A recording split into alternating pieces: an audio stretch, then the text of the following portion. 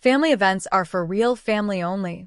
That's what my mom screamed at me, right in front of everyone. And as everyone laughed, I just stood there, holding the stupid salad I brought, the one no one would touch. Before diving into the story, comment where you're watching from and don't forget to subscribe so you won't miss the latest stories. Hi, my name's Emily Carter, and if you've ever been made to feel like you don't belong, even by your own family, this story might sound all too familiar. Because that night, I decided something. If I wasn't real family to them, then they weren't real family to me either. And when the day came that I finally had something to celebrate, my wedding, I made sure they knew exactly what that felt like. But trust me, I didn't stop there. It all started about 2 years ago at my cousin Olivia's engagement party. Everyone was there, uncles, aunts, cousins, grandparents, all dressed up, laughing, sharing memories. I stood near the corner of the room, trying to blend in, sipping a glass of champagne that didn't taste nearly as expensive as they pretended it was. Then my mom saw me. She didn't smile. She didn't even wave. She just sighed and muttered, "Oh, you actually came." That's when my sister, Amanda, chimed in, loud enough for the whole table to hear. Guess she didn't get the memo. This is family only. The laughter that followed hit harder than it should have. I just smiled, because that's what you do when you're used to it. My dad avoided my eyes. He just focused on his drink, pretending he didn't hear the words that tore through me like glass. I left early that night. No one noticed, or maybe they just didn't care. But as I sat in my car, staring at the steering wheel, I realized something. Every family event felt the same. I'd show up, try to belong, and leave feeling smaller than when I came. And every time I swore it'd be the last one, I'd somehow go back again. But not this time. Fast forward 6 months. It was Christmas Eve, the one holiday that used to mean something to me. The tree at Mom's house was always huge, the kind that touched the ceiling, dripping with gold ornaments. Even as a kid, I loved sitting under it, pretending the twinkling lights were stars. But that night, when I called Mom to ask what time to come over, she sighed like I was a problem she didn't want to deal with. "Emily, this year, it's just for real family, okay? You know, people who actually show up for us." I froze. "What does that even mean, Mom? I always show up. You're always late, you always make it awkward, and frankly, Amanda doesn't want drama this year." That was it. That's how she said it. Cold. Dismissive. Like I was an inconvenience. My heart was pounding. I could barely breathe. "Mom, I'm your daughter. And I'm tired of pretending that matters anymore," she shouted before hanging up. I stared at my phone until the screen went dark. That was the night I stopped trying. For months after, I kept my distance. No calls. No texts. No visits. And for the first time in years, I felt free, even if it also felt lonely. Then something unexpected happened. I met Ryan. He was kind, funny, and the exact opposite of everything my family was. He listened. He cared. He never made me feel like I had to prove my worth just to exist. Within a year, he proposed, and for the first time in a long time, I was genuinely happy. But when word got out that I was getting married, my family suddenly remembered I existed. It started with a text from Amanda. "So, when's the wedding?" Winking face. Then my mom called. "Honey, of course we'll be there. You know we love a good family event." I could almost hear the smugness in her voice. For a moment I thought about saying yes, just to keep the peace. But then I remembered her voice on Christmas Eve. "It's for real family only." So I smiled to myself and said, "Actually, Mom, this one's private. Just close friends and people who've always been there for us." There was silence. Then a sharp inhale. "Excuse me? You said it yourself once. Family events are for real family only. I'm just following your rule." Click. The line went dead. And that's when I knew the tables had finally turned. I didn't invite them. Not a single one. No Mom. No Dad. No Amanda. When the big day came, Ryan and I stood in a beautiful garden surrounded by people who actually loved us. I didn't need their approval. I didn't need their fake smiles. For once, I was the one deciding who was real family. But I had no idea that my decision was about to start a storm. one that would end with a single phone call. And the kind of revenge my family would never forget. The wedding was everything I'd ever wanted. Simple, beautiful, and peaceful. No fake smiles. No forced hugs. No pretending. Just people who genuinely loved me. As Ryan and I walked down the aisle, I caught myself smiling so hard my cheeks hurt. The sun dipped behind the trees, golden light spilling across the garden, and for once, I didn't feel like the outsider. But peace doesn't last long when your family thrives on control. 2 days after the wedding, my phone started blowing up. First, a text from Mom. Emily, I heard you got married. Is this some kind of joke? Then another. I didn't even invite us? Are you out of your mind? I didn't reply. An hour later, my sister called. I stared at her name flashing across the screen. Amanda Nail Polish, the emoji she'd added herself when she stole my phone years ago. I almost ignored it, but curiosity won. Emily, what the hell? She said, her voice sharp. What? You got married? Without family? Are you trying to humiliate us? I let out a short laugh. I didn't know I was still considered family. Mom made it pretty clear I wasn't. There was silence on the other end. Then Amanda said, "That was years ago, okay? You're overreacting." "Amanda, it was last Christmas." "You're so dramatic. You could have at least told Mom. She's devastated." I closed my eyes, trying to keep calm. She's devastated because she couldn't control me. That's all this is. You're being ridiculous. Click. I hung up. That was the last time I tried to explain myself to any of them. Over the next few days, the messages turned from angry to desperate. Mom started calling Ryan too. "Ryan, sweetheart," she'd say in her fake sweet voice. "Can't you talk some sense into her? She's family. She doesn't know what she's doing." Ryan, being the gentleman he is, just said, "With all due respect, Mrs. Carter, she's my wife. And she knows exactly what she's doing." That shut her up for a while. But my dad, who rarely got involved in family drama, showed up at my house one afternoon.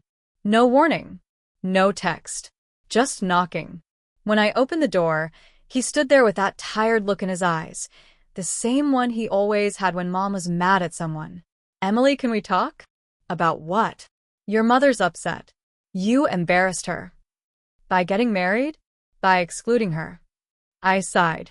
"Dad, she excluded me my entire life." "That's not true." "It is. And you let her." He looked down, his hands in his pockets, just like he always did when he had nothing to say. For a moment, I almost felt bad. Almost. Then he said something that erased that tiny bit of pity. "Look, I get you're angry.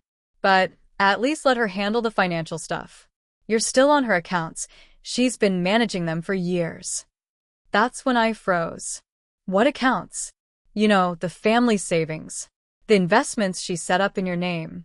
She's still managing them." My mind went blank for a second. "My accounts? My money? She's been touching my money?" "Managing it," he corrected quickly. "You know how your mother is. She's organized." I almost laughed. Yeah. Organized like a thief.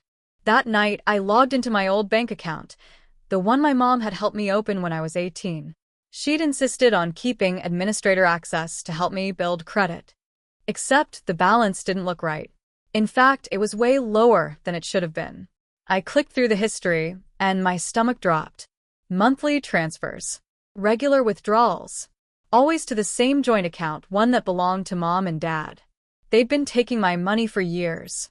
And not a small amount either. Over $38,000 gone. I stared at the screen, heart pounding, hands shaking.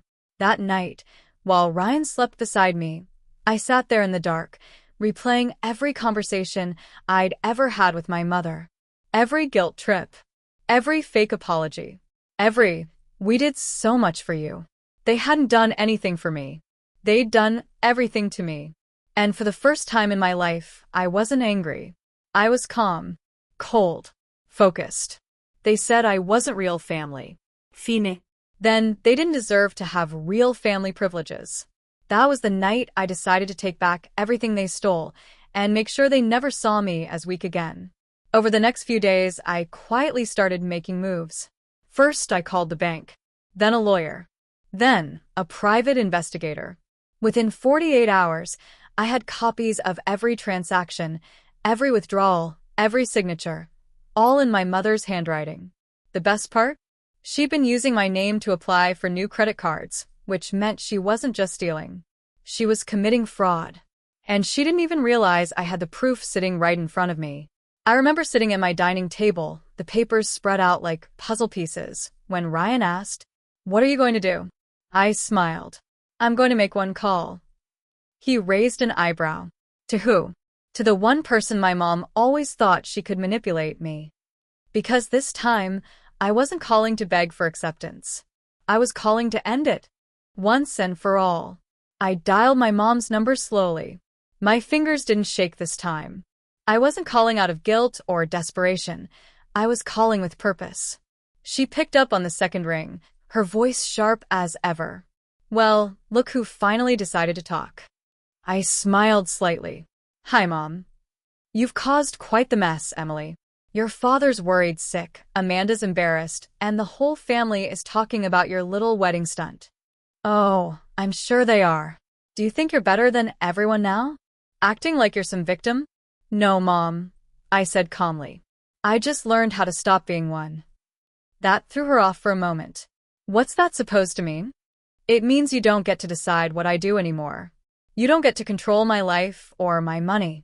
There was a long pause. "What money?" she said carefully. "You know exactly what I'm talking about." "Emily, don't start."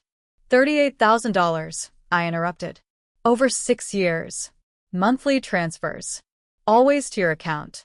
For the first time in my life, my mother didn't have a comeback. All I heard was silence, the kind that told me she'd been caught. Then she tried to recover. "Emily, sweetie, that money was—" Don't call me sweetie." Her tone hardened. "You have no idea what you're talking about. Your father and I helped you with everything. That money went to things you needed." "Really?" "Because I don't remember things I needed, including your Hawaii vacation or Amanda's new car." That was it. The truth hit her like a slap. "You went through my accounts?" she snapped. "No," I said quietly. "I went through mine." That's when her voice cracked, not from sadness, but from panic. "You listen to me, Emily. You don't want to make a mistake you'll regret. We're family." "Funny," I said. "You only say that when you want something. You can't prove anything." "I can. And I already have." I hung up. My heart was racing, but it wasn't fear. It was relief. For the first time in years, I felt in control. Over the next few days, I went quiet again, deliberately. I wanted her to stew in that uncertainty, to wonder just how much I knew. But my mother wasn't the type to stay silent for long. When she finally called back, her tone had changed. "Emily, let's talk this through. We don't need lawyers. We can fix this as a family." "You're right," I said. "We can fix this as a family." "Good," she said, relieved.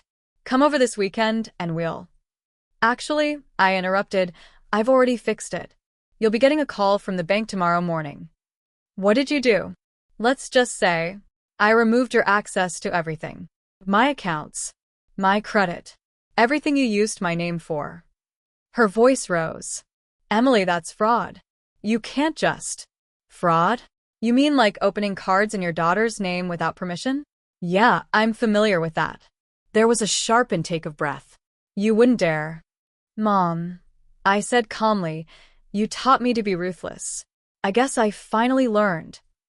That night, I froze every shared account and transferred every remaining cent to my own new bank. Then I called my lawyer. He'd already prepared the documentation, the fraud report, the withdrawal history, and the proof of signature forgery. I wasn't planning to press charges, at least not yet. I just wanted her to know I could. When the bank called her the next morning, she must have lost it. Because less than an hour later, my phone buzzed again. This time, it wasn't her. It was Amanda. "Emily, what the hell did you do?" "Good morning to you too." "Mom's losing it. She said you froze her accounts." "Are you insane?" "Amanda, it's called setting boundaries." You're tearing this family apart. No, I said softly. Mom did that years ago. I'm just closing the book. You can't just walk away like this. I already did. Click. But the real moment came that evening when someone knocked on my door. It was my dad. Again. He looked tired, almost older than I remembered. He didn't even wait for me to invite him in. What did you do, Emily? I protected myself. You've embarrassed your mother. She embarrassed herself. He sighed deeply. Your mom's been crying all day. She says you called the bank. I did. She says they froze everything. They did. You need to fix this. I crossed my arms. No, Dad. For once, I'm not fixing what she broke. You're being cruel. Cruel. I laughed bitterly. You stood by while she called me worthless, said I wasn't real family, and used my money to fund your vacations.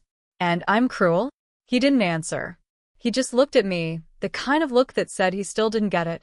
Then he said quietly, You can't turn your back on blood. I stepped closer, my voice low. I didn't turn my back, Dad. You all did. I just finally stopped standing there waiting for you to turn around. He didn't have a response to that. He just nodded once and left. As the door closed behind him, I finally exhaled. But deep down, I knew it wasn't over. Because people like my mother don't give up. They retaliate. They manipulate. They twist every truth until you're the villain in their story. And I knew, if she couldn't control my life anymore, she'd find another way to try. What I didn't know was just how far she was willing to go. The next morning started out quiet. Too quiet. The kind of silence that feels like a storm holding its breath. Ryan was making coffee when I noticed my phone buzzing again, a unknown number. Normally, I wouldn't answer. But something told me to pick up. Hello. Emily Carter? Yes. This is Sandra from Midwest Federal Bank. I just wanted to confirm that the fraud investigation you initiated is now active. The accounts in question are frozen pending verification. Thank you, I said calmly. Please make sure any communication goes through me directly. Of course. And just so you know, Mrs. Carter has been trying to reach us nonstop. I'm sure she has. I hung up and Ryan raised an eyebrow. That the bank? Yup. It's official. He nodded slowly. You okay? I smiled faintly. I've never been better. But by that evening, my mother proved just how far she'd go to win. It started with a Facebook post. A picture of me and Ryan at our wedding, one of the photos a guest had tagged me in. My mom had shared it with the caption, When your daughter betrays her own family for attention. Some people are just ungrateful. Within hours, my cousins were commenting, taking sides. Some defended her. Most didn't. Amanda, of course, added her 2 cents. Can't fix crazy. I just sat there staring at the screen, part of me angry, part of me almost impressed. She'd turned our family drama into social theater. Ryan saw the post too. Want me to report it? No, I said. Let her talk. I'll show her what silence looks like when it hurts. But silence wasn't what came next. The next day, there was a loud, aggressive knock on my front door. 3 in the afternoon. I peeked through the blinds, and my stomach dropped. It was my mother, standing there in her designer coat, clutching her purse like a weapon, eyes blazing with rage. Ryan moved beside me. Do you want me to? No, I said quietly. I'll handle it. I opened the door. Mom. Don't mom me, she snapped, storming inside without being invited. What did you do? You need to leave. You froze our accounts. Your father's card got declined at the grocery store. Do you have any idea how humiliating that was? Imagine that, I said, my tone flat. Now you know how I felt when you told me I wasn't part of the family. Her face twisted. You think this makes you powerful? You're pathetic. We raised you. We gave you everything. You took everything, I shouted, finally breaking. My savings, my credit, my self-worth. You don't get to play victim now. She blinked, stunned for a moment, then scoffed. Fine. Be ungrateful. But you're going to fix this. Right now. No, I said firmly. This ends here. You'll regret this, Emily. She turned toward the door, fury in every step. But before she left, she turned and said something that cut deep. "You may have your money back, but you'll die alone. Because no one wants to deal with someone like you." The words hit hard, but only for a second. Because as she slammed the door behind her, I realized something. For the first time, I wasn't crying. I wasn't breaking. I wasn't begging. I was done. An hour later, my phone rang again. This time, it was my lawyer. "Emily just got off the phone with the bank. Everything's locked tight. But I think you should know your mother's been trying to open a new line of credit in your name again." "What?" "She used your old ID info. Luckily, the fraud flag stopped it immediately. But Emily, this isn't going to stop unless we take legal action." I sat there, silent. My hand clenched the phone so tightly my knuckles turned white. Then I said quietly, "Do it." "You sure?" Yes. "File it. Officially." Because that was it, the line she wasn't supposed to cross. She'd mocked me, stolen from me, humiliated me. But using my name again after everything? That wasn't desperation. That was arrogance. And I was done letting it slide. The next morning I made the call. Not to her. Not to my father. To the State Fraud Division. It only took 10 minutes. 10 minutes of giving them the evidence, the documents, the timeline. When the agent said, "We'll handle it from here, Miss Carter," I finally breathed again. That single call, that calm, steady, deliberate call, was the one that ended it all. A week later, she called me from an unknown number. Her voice was trembling this time. "Emily, they froze everything. Our savings, our mortgage, even Dad's pension. They said it's under review." "Yeah," I said quietly. "That happens when you commit fraud." "Please," she whispered, "don't do this to us." "Mom, you did this to yourself." There was silence, long, heavy, suffocating. And then, for the first time in my life, she said the words I never thought I'd hear. "I'm sorry." But the funny thing about apologies? They mean nothing when they only come after consequences. I hung up, and this time, I didn't feel guilty.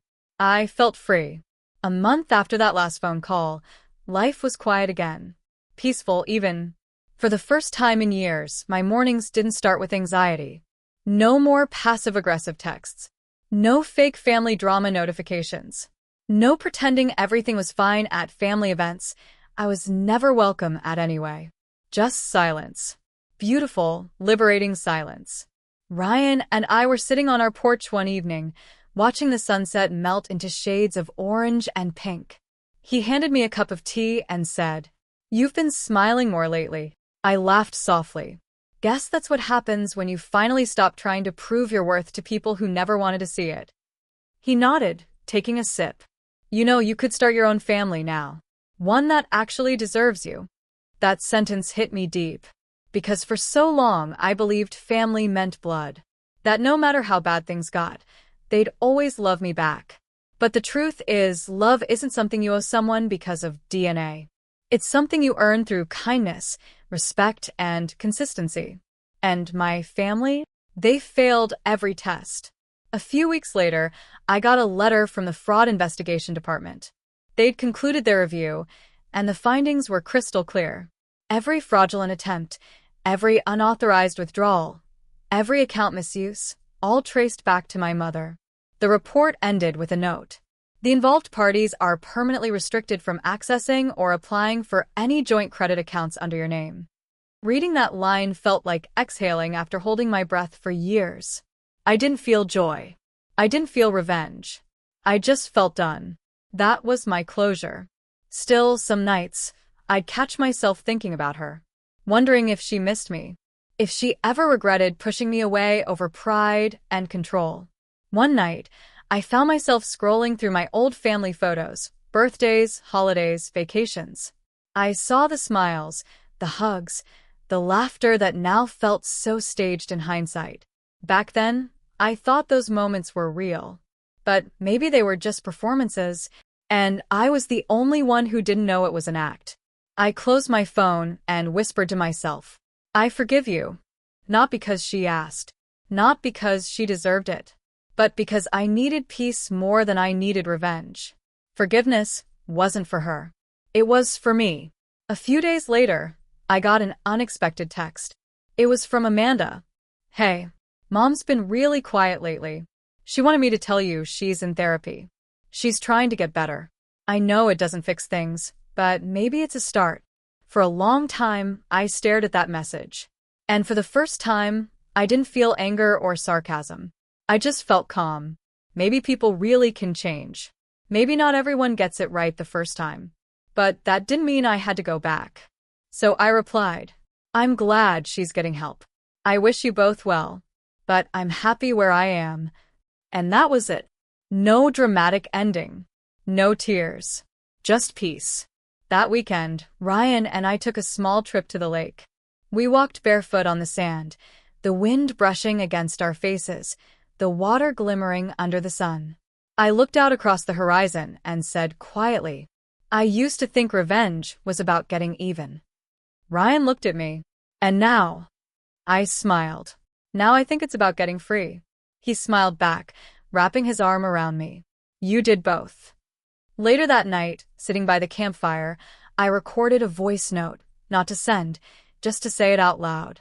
To anyone who's ever been told they don't belong, you do. You don't need anyone's permission to be happy. Sometimes, walking away is the loudest revenge of all. I hit save, then deleted it right after. Because I didn't need to prove anything to anyone anymore. As the fire crackled, I thought about that last family dinner. The night Mom screamed that family events were for real family only. And I realized something. She was right. Family is for real people. Real love. Real loyalty. Real care. And maybe I didn't have that back then. But now, with Ryan, with peace, with a life I built on my own, I finally did. And that was enough. And that's how I learned. Sometimes the best revenge isn't payback. It's peace. Because when you stop fighting for a place in someone else's life, you finally make room to live your own. Broken Heart Sparkles. If this story hit you hard, don't forget to like, share, and subscribe to Revenge Files for more powerful stories like this one. Tell me in the comments, what would you have done if you were in Emily's place? Until next time, remember, revenge doesn't always destroy. Sometimes it sets you free. Dizzy.